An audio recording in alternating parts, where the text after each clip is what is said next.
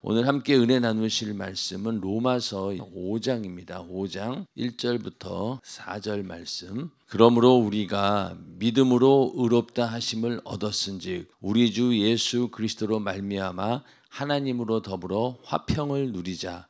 또한 그로 말미암아 우리가 믿음으로 서 있는 이 은혜에 들어감을 얻었으며 하나님의 영광을 바라고 즐거워하느니라. 다만 이뿐 아니라 우리가 환난 중에도 즐거워하나니 이는 환난은 인내를, 인내는 연단을, 연단은 소망을 이루는 줄 알미로다. 아멘. 오늘은 로마서 5장 1절부터 4절 말씀을 중심으로 하나님으로 더불어 화평을 누리자라는 제목으로 로마서 강의 35번째 시간이 되겠습니다. 우리가 하나님 말씀을 듣고 신앙생활을 하면서 하나님 말씀이 이러이러하니 하지 말아라 이런 얘기를 사실은 굉장히 많이 듣죠. 하지 말아야 된다, 하지 말아야 된다.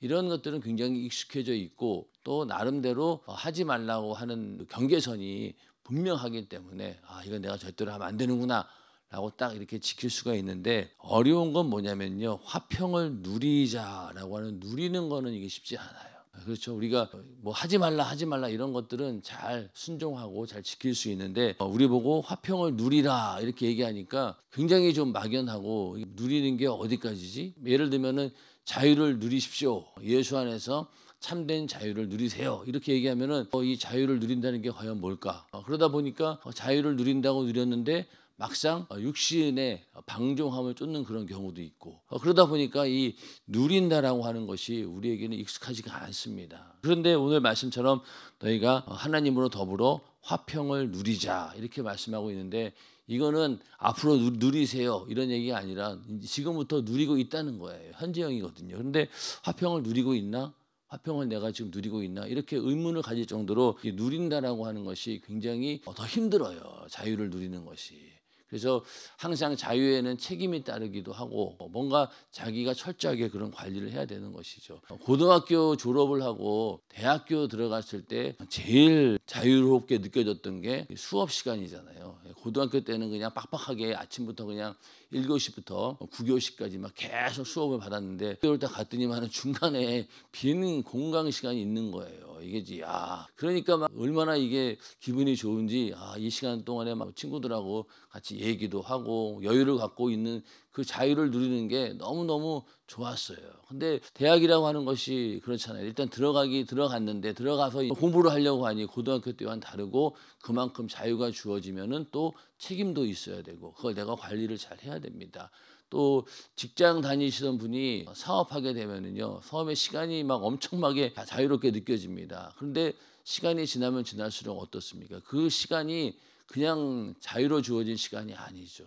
사업하시는 분들은 어떻게든 좋은 결과를 내서 자기도 먹고 살아야 되고 또 고용한 사람들도 먹여 살려야 되기 때문에 그만한 책임이 나중에 뒤따르니까, 이거는 자유라고 하지만은 거기에는 엄청나게 더 큰 책임이 뒤따르기 때문에 더 부담스러운 겁니다. 그런 것처럼 우리도 하나님으로 더불어 화평을 누리자라고 했을 때 내가 받은 그 은혜와 사랑이 얼마나 큰 것인지 우리가 알아야 되는데, 오늘 우리가 믿음으로 의롭다 하심을 얻었은지, 그러니까 우리가 지금까지 1장부터 4장까지 해서 4장에서 주로 했던 얘기들이 이제 칭의의 결과, 우리가 어떻게 칭의를 받게 되었는가, 하나님으로부터 의롭게 되었다라고 하는 것이 어떤 것인가에 대해서 1장부터 4장까지 쭉 그 얘기를 해왔고, 4장에 가서는 또 아브라함이라고 하는 그런 성경의 인물을 통해서 믿음으로 의롭게 함을 얻었다라는 이야기를 하면서, 칭의, 하나님께서 우리를 의롭게 여기신 그것을 믿는 것이 얼마나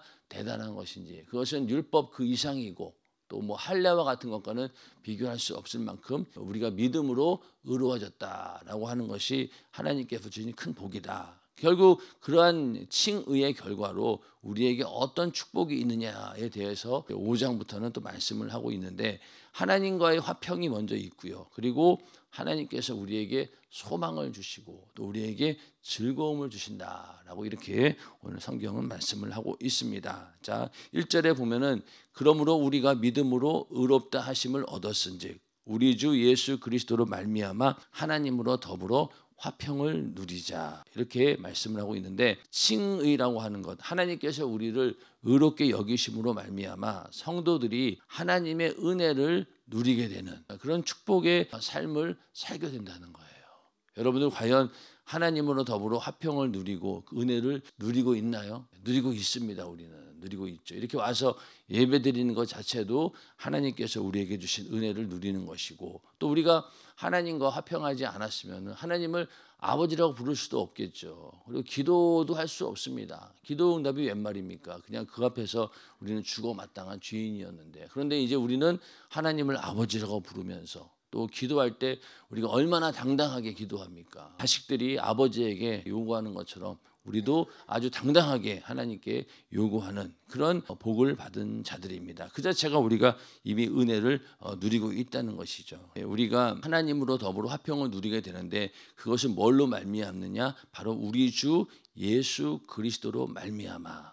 그러니까 예수 그리스도의 어떤 중보 사역, 내 죄를 대신 담당하시고 하나님과 끊어진 그 관계를 회복하기 위해서 예수님께서 대신 희생물이 되어서 이 땅에 오셨죠. 그리고 자기 자신이 제물이 되셨고, 또 자기 자신이 대제사장이 되어서 그 제사를 치르는 그런 대속의 사역을, 우리의 죄를 대신 속해주는 그 사역을 했기 때문에 우리가 하나님으로 더불어 화평을 누릴 수 있는 것입니다. 그래서 예수님께서 성탄하자마자 어떤 말씀을 했습니까? 지극히 높은 곳에서는 하나님께 영광이요, 땅에서는 기뻐하심을 입은 사람들 중에 평화로다 하니라. 이게 예수님께서 성탄하심으로 인해서 하나님과 인간 사이에 화평이 이루어졌고, 그것을 우리는 또 평화라고 얘기를 합니다. 그래서 이렇게 예수로 인하여서 우리가 하나님으로 더불어 화평을 누릴 수 있는 길이 활짝 열리게 된 것이죠. 그리고 이 화평이라고 하는 것은요, 구약의 샬롬이라고 하는 말에 해당합니다. 그리고 샬롬이라고 하는 것은 단순히 분쟁이 없는 상태나 심적인 평안 이 정도로 의미하는 것이 아니라 바로 보상, 회복 이런 의미까지도 다 내포하고 있다는 거예요. 그래서 빚진 상태를 청산하고 상호 간의 긴장 관계를 해소하여 본래 상태로 돌아가는 것, 이런 의미를 가지고 있는 겁니다. 반드시 이 빚을 졌다라고 하면은 청산해야 된다는 거죠. 그러니까 깔끔하게 모든 문제가 해결되어야지 우리는 샬롬이라고 얘기할 수 있다는 겁니다. 하나님과의 관계 속에서 우리가 빚진 상태, 죄로 인해서 우리는 영원한 지옥의 형벌을 받아 마땅한 자고, 죄값을 반드시 치러야 되는 그런 빚진 자였고, 또 긴장 관계는 긴장 관계라는 말은 좀 너무 양호한 거고, 진노의 자식, 하나님의 진노와 심판을 마땅히 받아야 되는 그런 자라고 했죠. 우리 앞서도 화목에 대한 얘기를 하면서 이 얘기를 했을 거예요. 하나님의 진노와 심판을 모르고는 하나님과 화평, 화목에 대해서 이해할 수 없다. 화목이라고 하는 것은 서로 이러한 긴장 관계, 뭔가 갈등의 관계가 있어야 되는 건데, 그거를 인식할 때 우리가 먼저는 하나님께서 내 죄로 인해서 내가 진노를 받아야 되고 또 심판을 받아야 마땅한 자였다라는 것을 알아야지만이 화목이 얼마나 중요하고, 그 일을 위해서 하나님의 아들이 대신 죽었다라고 하는 사실까지도 우리가 은혜로 받아들일 수 있는 것이죠. 그러니까 하나님의 진노와 심판이 반드시 있어야 되는데, 그것을 하나님의 아들 예수 그리스도께서 그 진노와 심판을 대신 다 받아주신 거예요. 그렇게 해서 우리가 하나님과 화평, 평화를 누리게 되었다는 겁니다. 그런데 여기서 평화를 누리자 이렇게 얘기한 것이 아니라 어떻습니까? 화평을 누리도다. 누리자, 이게 누리자라고 하는 말이 이 권위형이 아니라 이게 원래는 화평을 누리도다 이런 말이에요. 이미 우리가 누리고 있어야 되는 거예요. 자, 예수 믿고 우리가 하나님으로 더불어 화평을 우리는 그 순간부터 이미 누리고 있는 겁니다. 인정하시면 아멘 하시기 바랍니다. 우리가 예수 믿고 나서부터 이러한 화평을 누리기 때문에 우리 기도할 때 예수의 이름으로 기도하는 것이고, 이런 화평이 있기 때문에 하나님의 진노가 아닌 하나님의 사랑을 받는 그런 존재가 된 것이죠. 그래서 우리는 화평을 누립시다, 누려야 됩니다, 이런 게 아니라 이 원문을 봤을 때는 화평을 누리도다. 이미 결과론적으로 우리가 누리고 있어야 된다는 겁니다. 예수로 말미암아 하나님으로 더불어 화평을 누리는 우리 모두가 되기를 주님의 이름으로 축원합니다. 이게 다 어디에서 온 거냐? 우리가 믿음으로 의롭다 하심을 얻었은즉, 이 칭의, 하나님께서 우리를 의롭게 여기셨다는 그 은혜로 인해서 우리가 하나님으로 더불어 화평을 누릴 수 있게 되었다. 첫 번째 축복은 그것이었고, 두 번째는 뭡니까? 2절에 가서 또한 그로 말미암아 우리가 믿음으로 서 있는 이 은혜에 들어감을 얻었으며 하나님의 영광을 바라고 즐거워하느니라. 자, 여기도 보면은 하나님의 영광을 바라고 즐거워하느니라 이렇게 말씀하고 있어요. 아까도 화평을 누린다고 했는데 여러분 과연 우리가 신앙생활 하면서 즐거워하고 있습니까? 즐거워하고 있습니까? 즐거워하는 경우도 있지만은 즐거워하지 않는 경우도 있어요. 중고등부 학생들 예배하는 자리에 나는 이제 주일날 한 번만 예배 드리면 되는데 왜 주일 하부 예배까지 데려와서 나를 괴롭게 하냐고 울고 막 그러더라고요. 그런 거 보면은 과연 하나님을 예배 드리는 것 자체가 하나님께 영광 올려드리는 것이고 정말로 즐거워해야 될 일인데 왜 우리에게는 막 그렇게 그 아이가 오죽하면은 막 눈물을 흘리면서 원통해 하냐는 거예요. 그거 보면은 우리 속에도 그런 마음이 있다는 거죠. 만약에 모든 사람들이 하나님께 영광 올려드리는 것, 예배하는 것이 즐거운 일이라고 하면은 정말 매일매일 모여도 좋아야 되잖아요. 근데 우리도 어떨 때는 육신을 입고 있는지라 가기 싫을 때도 있고 예배에 가서 또 어떨 때 은혜 받지 못하고 그러면은 내가 괜히 왔나 이런 마음도 들고. 그런데 하나님 말씀대로 한다라고 하면 예배는 하나님과의 만남인데 그 만남 자체가 즐거워야 되는 거 아닙니까? 근데 우리는 즐거워하지 않아요. 하나님께 영광 올려드리라는 것은 바로 어떤 의미냐면은 하나님을 하나님 되게 하는 것, 또 하나님께 속한 모든 것이 그 영광 속에 함축되어 있는데 하나님을 하나님 되게 하는 것이고 우리가 하나님으로 인해서 즐거워하는 것, 이게 영광이에요. 그리고 또 하나님은 또 우리를 보고 즐거워하시는 거죠. 이게 영광인데 우리는 하나님께 영광 올려드립니다 라고 해놓고도 전혀 우리의 마음은 즐겁지가 않아요.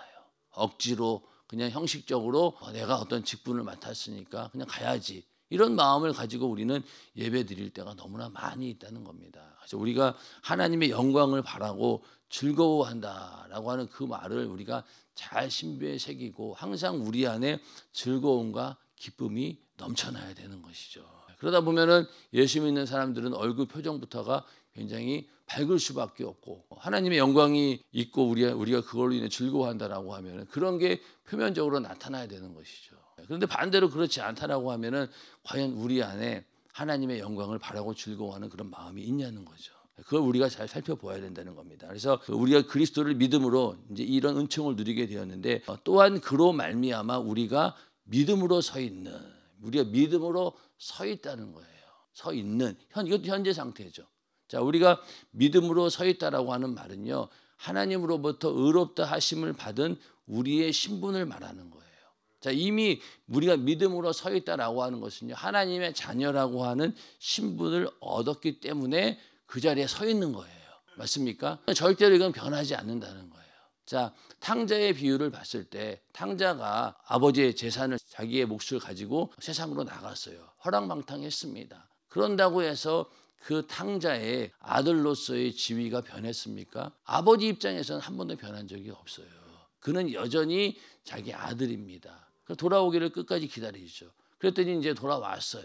와가지고 제일 먼저 한 일이 뭡니까? 그 아들로서의 지위를 다시 다 회복시켜주고, 저는 지금까지 변하지 않는 나의 아들이었다. 죽은 아들이 살았다 왔으니 잔치 벌이는 거 마땅하지 않겠느냐. 이렇게 아버지는 기다렸다는 거예요. 그런 것처럼 하나님과 우리의 관계 속에서도 하나님께서 우리를 의롭게 여기시고 하나님의 자녀 삼았어요.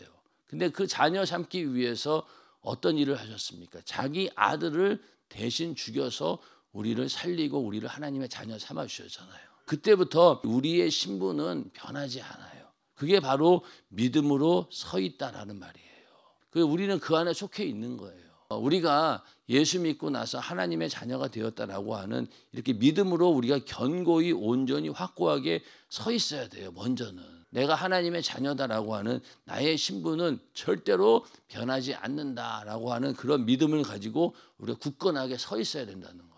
자, 그렇게 서 있는데 우리가 일단 신앙생활을 하다 보면 어떻습니까? 또 죄의 유혹에 넘어져 가지고 이렇게 죄를 질 때가 있잖아요. 자, 그러면 내가 어쩔 수 없이 죄를 지었다 칩시다. 그러면 그 순간, 죄를 짓는 순간 우리의 신분이 바뀌나요? 그 순간 하나님의 자녀로서의 신분이 박탈돼 버리고 그냥 다시 또 마귀의 자녀로 확 돌아가나요? 물론 마귀에게 속해요. 죄를 짓는 자는. 그러니까 전쟁에 비유하면은 포로로 잡혀갈 수도 있어요.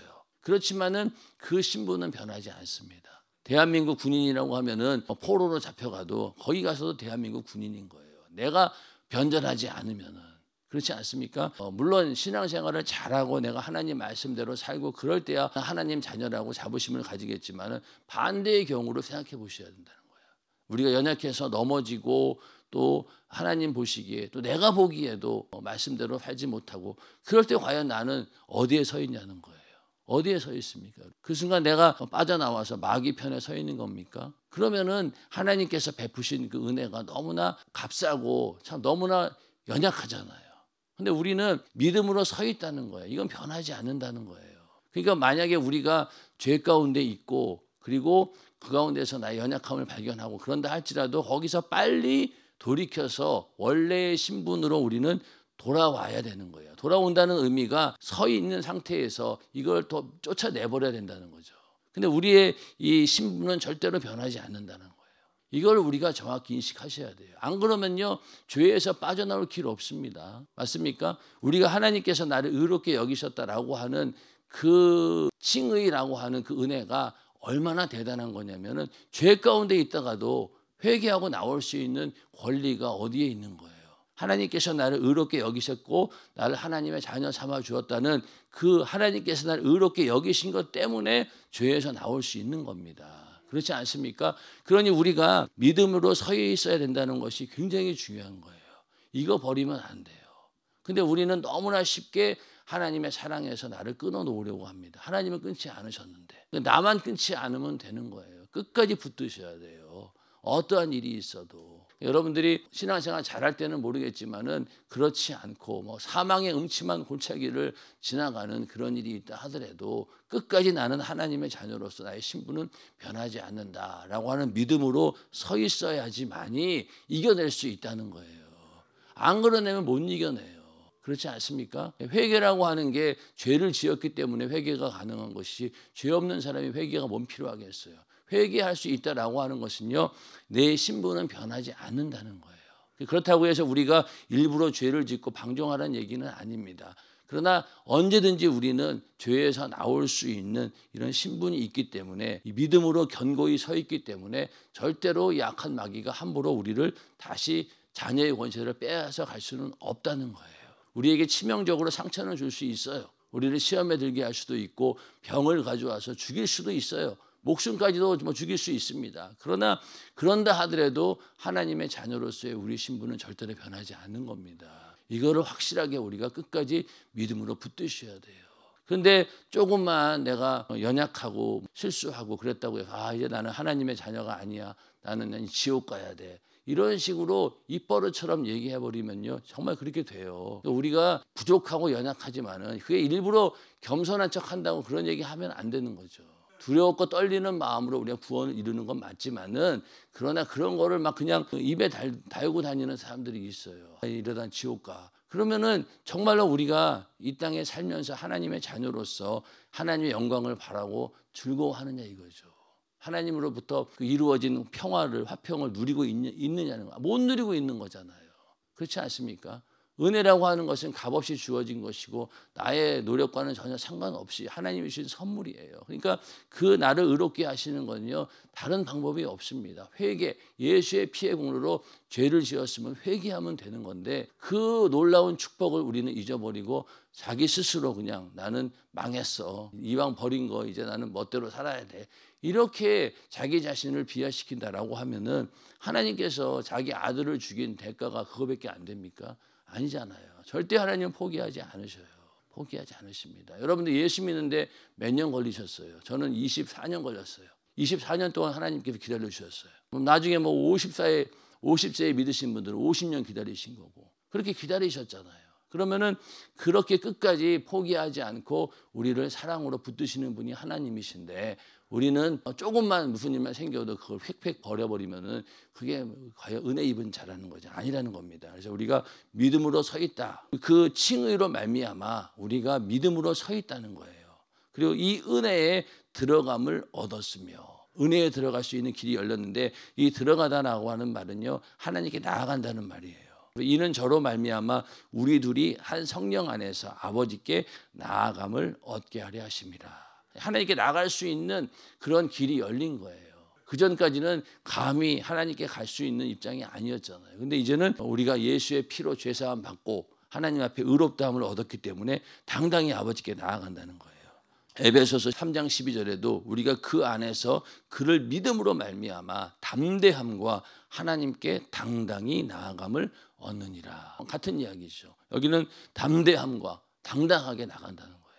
이게 바로 우리에게 주신 복입니다. 그래서 이 하나님의 영광이라고 하는 것은요 성도가 하나님의 자녀가 될 때 부여받는 영광을 말하는 것이고, 즐거워한다라는 것은 영광스럽게 여기다 자랑하다 그런 뜻인데, 하나님을 하나님 되게 하는 것, 영광 이거죠.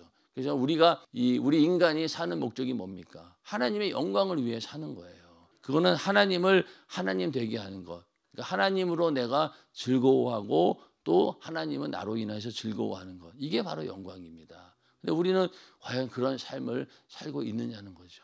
내 안에 그런 엄청난 하나님의 영광의 빛이 내 안에 있는데, 그런데 얼굴 표정에는 항상 죄로 찌들어 있고 죄에 대한 두려움으로 찌들어 있고, 그러니까 율법 아래에 있는 자들이 저주 아래에 있다라고 하는 말이 뭡니까? 자기의 죄는 발견했지만은 그 죄를 해결해 주신 하나님의 은혜는 그만큼 내가 누리지 못하고 있다는 거예요. 율법주의자들은 바로 그런 자들이에요. 그러니까 불행하죠. 항상 그리고 어둡습니다. 그걸 떨쳐내야 되는 거예요. 우리는 다 마찬가지예요. 율법을 완벽하게 지킬 수 없는 자고 하나님 말씀대로 살 수 없는 존재입니다. 그런데 우리는 은혜 입은 자이기 때문에 하나님께 담대히 나아갈 수 있고 또 우리가 즐거워할 수 있는 거예요. 이걸 누리라는 거예요. 근데 이걸 못 누려요. 못 누려. 우리가 돈도 써본 사람이 쓴다고 평생 그렇게 아끼고 살던 사람 주고 어느 날 갑자기 돈 주거나 백화점 가서 마음껏 사갖고 오세요. 그러면 뭘 사야 되나 한참 고민하다가 결국은 아무것도 못 사고 돌아오는 경우 있지 않습니까? 그런 것처럼 누리라고 했는데도 못 누려요. 이건 절대 방종을 얘기하는 게 아닙니다. 내가 그런 믿음 안에 서 있다라는 것을 알고 은혜 안에 내가 들어가 있다는 것을 알아야지만이 즐거워할 수 있다는 거죠. 그러한 믿음을 주기 위해서 사도 바울은 로마서를 통해서 계속 얘기하고 있는 겁니다. 믿음으로 의로워졌다. 만약 율법 아래에 있다라고 하면 누릴 수 없죠. 즐거워할 수 없습니다. 항상 두렵죠. 말씀 앞에 항상 난 정죄를 받으니까. 근데 우리는 율법을 벗어난 자들이기 때문에 율법이 아무리 우리를 죄로 정죄해도 우리는 언제든지 예수의 피의 공로 의지해서 나올 수 있는 길이 있기 때문에 우리는 그래서 즐거워하고 화평을 마음껏 누릴 수 있는 자들입니다. 우리가 예수 안에서 또 성령 안에서 하나님께서 주시는 평화와 또 그리고 즐거움을 항상 우리 안에 넘쳐나게서 그것을 즐기고 누리는 우리 모두가 되기를 주님의 이름으로 축원합니다. 그러니까 우리가 이런 하나님의 주신 이런 신령한 자유를 함부로 남용할까 봐 그래서 성령을 보내주신 거예요. 성령이 아니면은 우리는 아마 또 방종할 겁니다. 주어진 이 자유를 또 육신의 기회로 쓸 수밖에 없어요. 근데 우리 안에 성령이 임하는 순간 어때요? 그때부터 우리는 진정한 은혜 안에서 자유를 누릴 수 있도록 성령께서 계속 우리를 컨트롤 해주시잖아요. 그래서 성령 충만함이 중요하다는 겁니다. 우리가 영광을 바라고 즐거워하는 것, 이것이 또 칭의로 인한 복이고, 자, 그 다음에 3절 4절에 가면은 다만 이뿐 아니라 우리가 환난 중에도 즐거워하나니 이는 환난은 인내를, 인내는 연단을, 연단은 소망을 이루는 줄 알미로다. 그러니까 환난 중에도 즐거워할 수 있는 이유가 있다는 거죠. 자, 이거는 뭡니까? 인생 살면서 아무리 예수 잘 믿는다고 해도 좋은 일만 있습니까? 환난이 와요. 그런데 중요한 건 뭐냐? 우리가 하나님으로부터 의로움을 받고 하나님의 자녀로 이렇게 거듭났어요. 그러면 그때부터 이 환난조차도, 고난조차도 우리에게는 즐거움이 된다는 거예요. 왜냐하면 이 환난을 통해서 인내라고 하는 하나님이 주시는 그런 성품을 갖게 되고, 또 그 인내가 길어지면 길어질수록 우리를 연단시키고, 그 연단은 또 뭘 만들어내냐? 소망을 만들어내는 거예요. 자, 우리가 시험 당하고 환난을 겪고 그런 과정에 있으면 뭐만 바라봅니까? 소망이 어디에 있어요? 천국 소망밖에 없어요. 과거에 우리나라 못 살고 가난할 때 어땠어요? 이 땅에는 아무 소망이 없으니까 오직 천국에만 소망이 있었던 거예요. 자, 지금 내가 암병 걸려서 죽게 생겼습니다. 그러면 이 땅에서 아무리 맛있는 거 좋은 거 누리는 거 그게 소망이겠어요? 아니잖아요. 예수를 안다라고 하면은 예수 믿고 구원받는 거 이거밖에는 소망이 없는 거죠. 그러니까 우리가 환난을 당하고 또 연단을 당하고 그럴 때마다 우리 안에 있는 소망은 점점점 커질 수밖에 없는 겁니다. 그래서 우리가 고난 당하고 또 어려운 일을 당할 때 오히려 내 영혼은 더 하나님께 가까이 가게 되고 소망이 이 땅에 있는 것이 아니라 천국을 향한 소망이 넘쳐날 수밖에 없다는 거예요.